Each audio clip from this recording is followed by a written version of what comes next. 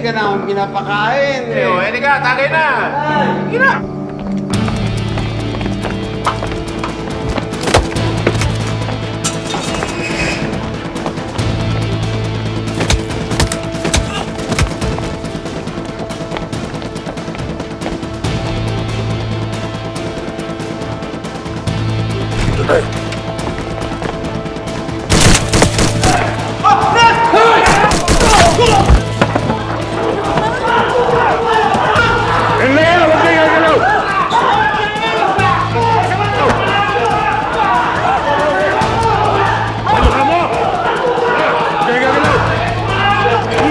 Ikaw ba yung kausap ni Mayor? Ito nga kausap ng dati mo! Ayup ka? Sagot? Tigil niyo si Miss Erika! Lamputin niyo yung hayop na yan! Ano yan?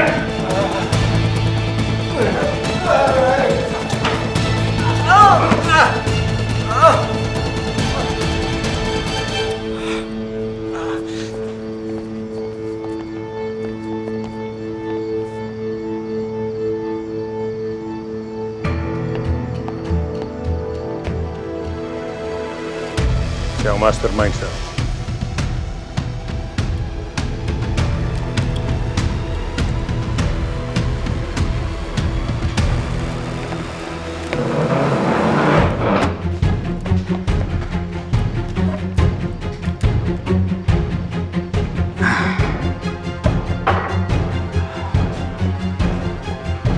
Ano pangalan nito? Angkong Lucio. Angkong Lucio.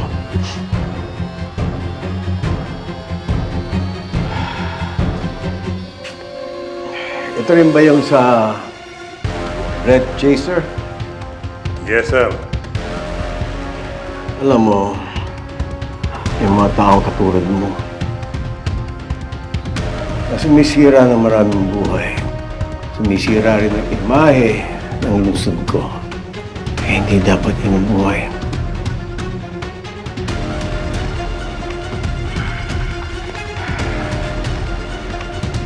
Para sa mga bata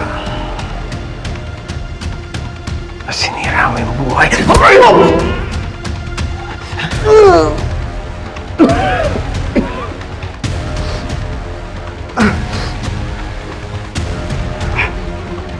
Ang tinanggalan mo ng pangarap ng kanyang mga anak!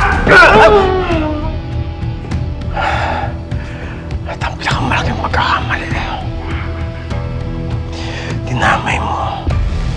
Pati ang anak ko!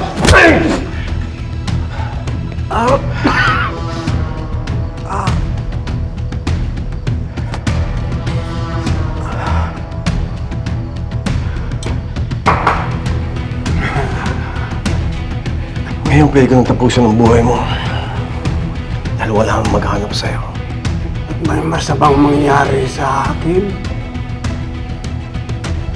Mauubos ang pamilya mo dahil may gaganti para sa amin. Malaki ang grupo ko kalat sa Luzon, Visayas, Mindanao.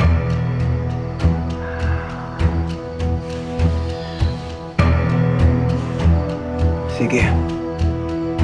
Bibigyan kita ng pagkakataon na pumili kung ano ang gusto mong mangyari sa buhay mo. Pwede kitang balatan, torturin, o marami kang tao. Ilipat mo sa akin. Mag-isa tayo. Bibigay ko sa'yo ang lahat ng gusto mo. Mamili ka. Kaya namin gawin ang gusto mo. Kahit ano pa yan. Meron akong pagagawa sa'yo.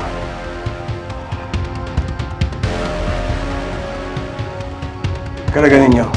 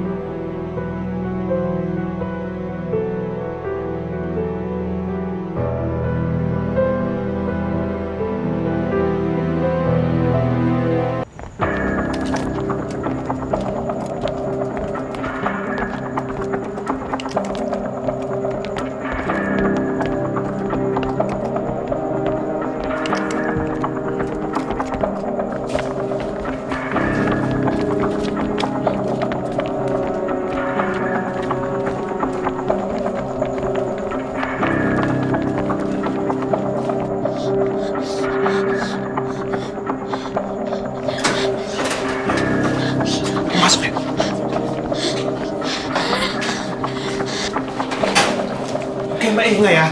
Dito lang kayo magtago. Kaya maingay. Maraming salamat sa pagtulong mo. Ako nga pala si Paeng.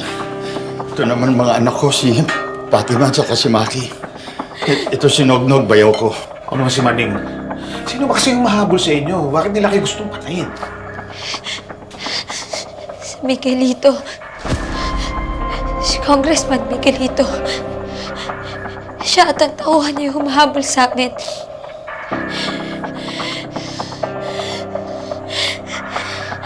Pinatay niya nanay ko. Lolo ko, tito ko.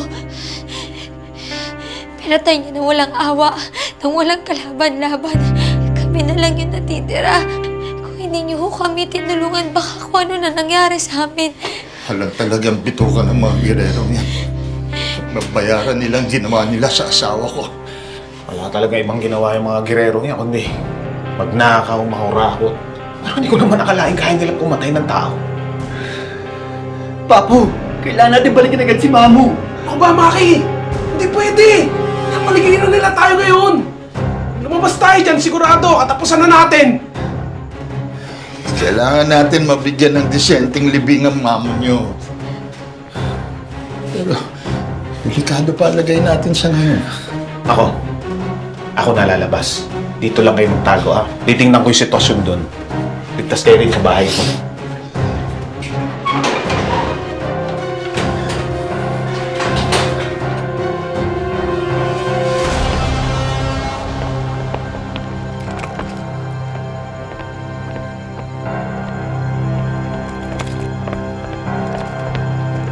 Nasaan sila?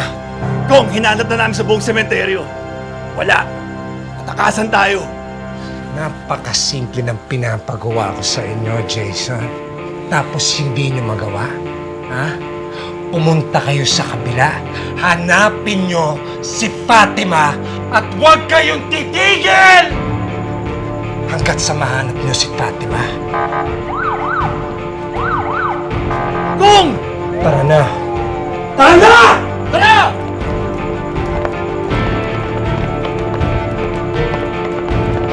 Tara!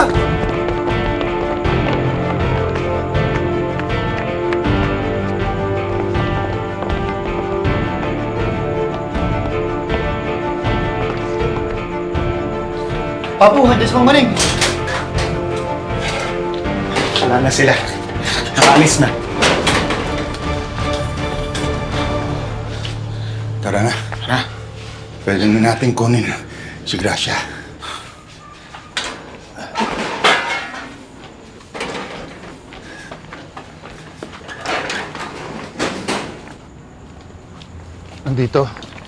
Nandito yung katawan ng asawa ko.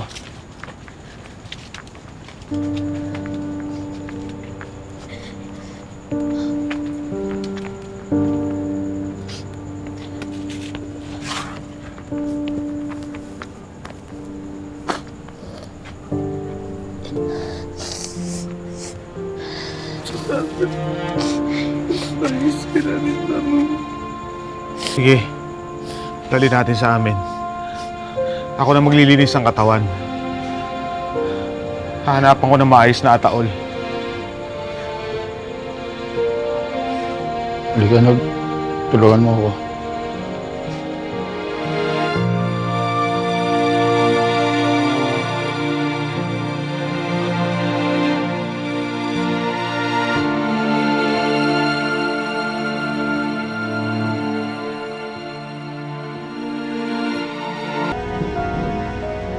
Hinanda ko ang sarili ko sa madugong labanan na ito. Sa pagpasok ko sa politika. Pero hindi ko inaasahan na dahil dito, mamamatay ang kapatid kong si David. Pero hindi yun ang pipigil sa akin para umatras sa laban. Dahil dito, nagkaroon ako lalo ng lakas ng loob para lumaban. Para talunin ng mga gerero. Para mabigyan ng hustisya ang pagkamatay ng kapatid ko.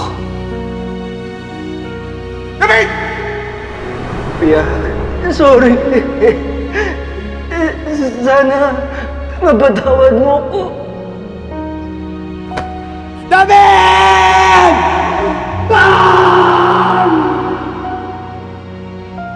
hahayaan na may madamay pang iba. Ang labang ito ay hindi ko lang laban, kundi laban ng lahat ng mga tao na nabubuhay sa takot sa mga gerero.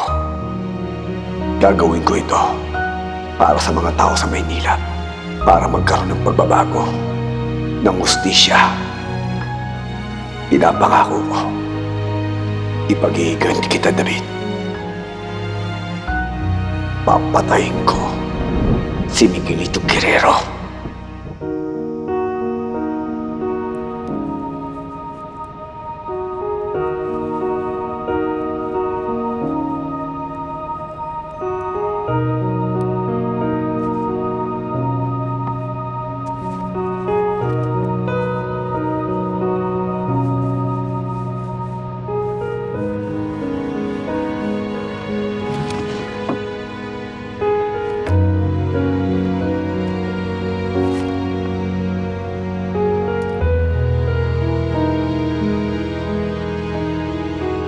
Dapat lang na ito ang suot mo, anak. Dahil ikaw ang pinakamatapang tao na nakilala ko. Sa ganitong paraan, natupad mo rin ang pangarap ko para sa'yo.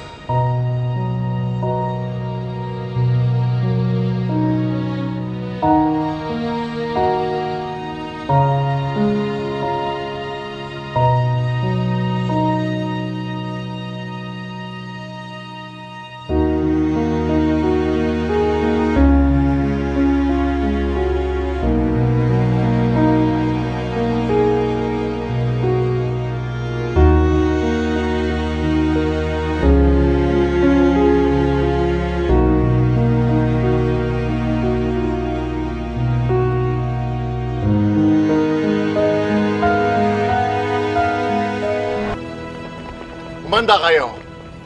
Mangangampanya tayo. Itutuloy natin ang meeting de base ngayong gabi. Lo,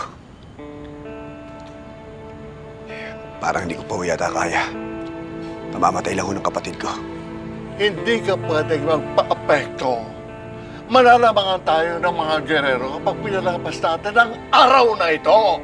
Pero hindi ko magagawa ang gusto nyo hanggat di pa nalilibing ang kapatid ko. Maintindihan kita, anak. Ramon, nandiyan sila, Olivia.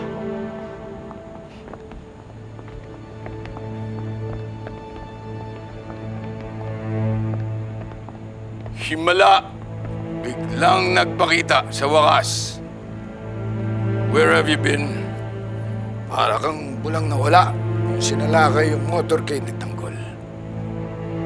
Bakit hindi mo itanong sa papa mo? Itanong mo sa kanya kung sino ako. Ano ang pinagsasabi niyan, Papa?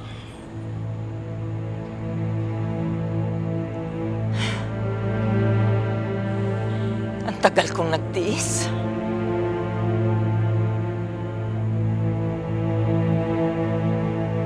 Kaya pala hindi ko maramdaman na anak ako ni Gustavo.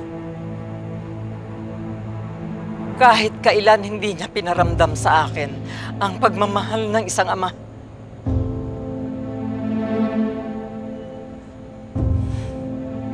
Lahat ng alam ko, isang kasinungalingan lang.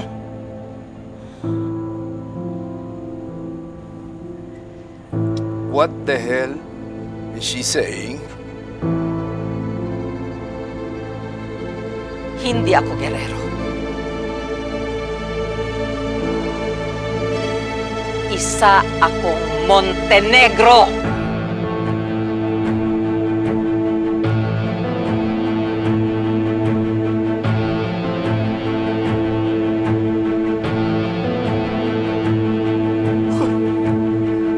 Hihibang na ang babae ito.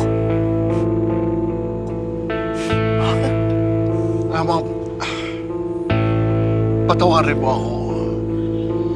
Matagal kong inilihim sa'yo ang katotohanan ito. Na lumapit sa akin si Pilar para humingi ng tulong at ponduhan ang kandidatura ni Gustavo.